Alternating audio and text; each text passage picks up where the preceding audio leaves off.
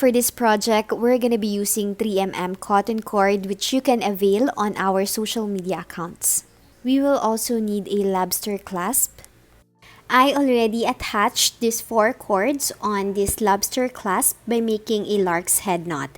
If you're a beginner and you don't know how to make a lark's head knot, I have another tutorial, 3 basic knots you need to learn that you could watch because I have a detailed guide there on how to make this knot.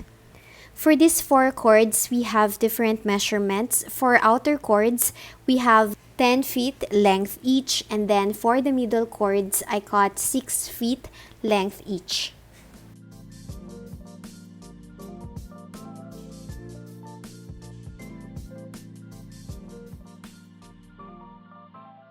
Now to make this alternating color, hold your middle cords, make a half hitch or make this number 4 sign, pull this through,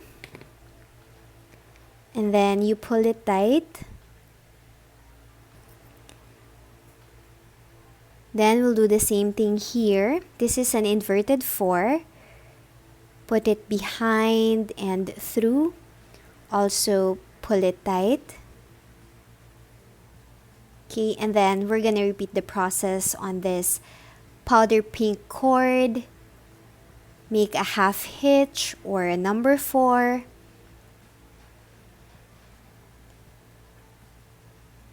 And then an inverted 4 for this mint green cord.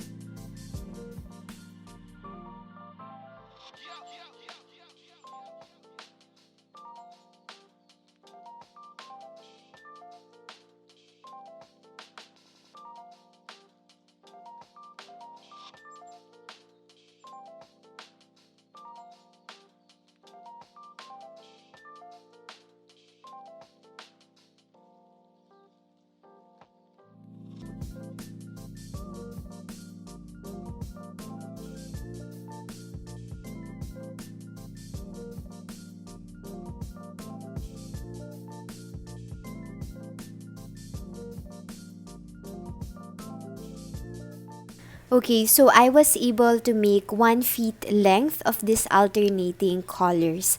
Now, what we have to do is to fold it in half and we'll make a gathering knot. Get an extra cord. This one is 1 foot length. So, make a letter U. And then we're just gonna wrap this cord around. Make sure it's super tight.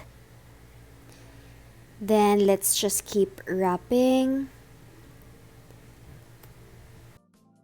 I also have another video on how to make a gathering knot. It is available on the description box below.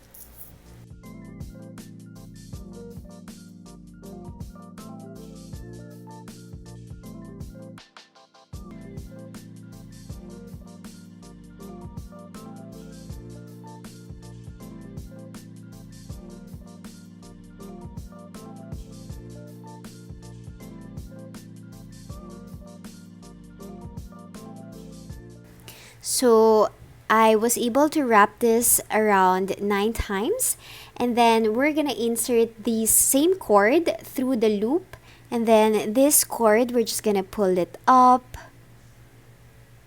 And now time to cut the excess.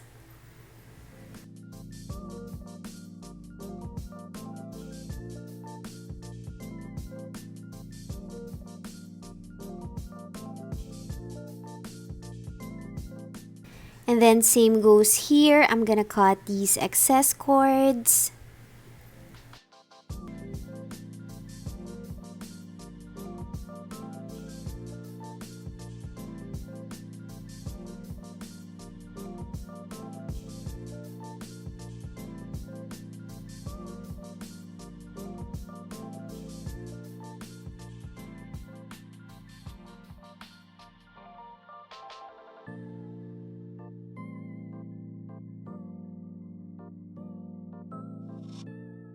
And we're done.